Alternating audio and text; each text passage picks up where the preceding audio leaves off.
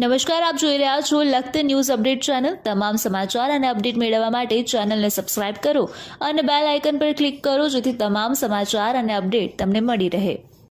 જુગતરામ દવે પેસેન્ટર શાળામાં પોતાના વાલા સેવા પુત્રની યાદમાં માતા પિતાએ નોટબુક અને નાસ્તાનું વિતરણ કર્યું। નોટબુક વિતરણ સમયે તેમની સાથે તેમના પુત્રના મિત્ર અને તેમની પત્ની અને પાડોશીની દીકરીઓ તેમની સાથે જોડાયા હતા અને નોટબુક નાસ્તાનું વિતરણ કરવામાં આવ્યું હતું।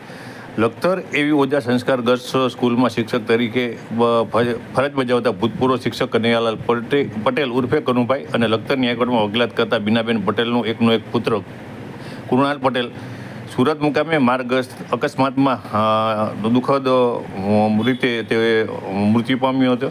ત્યારે કૃણાલ પટેલનું દુઃખદ અવસાન થયાની 10મી પુણ્યતિથિ નિમિત્તે કનુભાઈ પટેલ અને બીનાબેન પટેલ દ્વારા લખતર ગામની દરેક સ્કૂલમાં નોટબુક નાસ્તાનું વિતરણ કરી રહ્યા છે।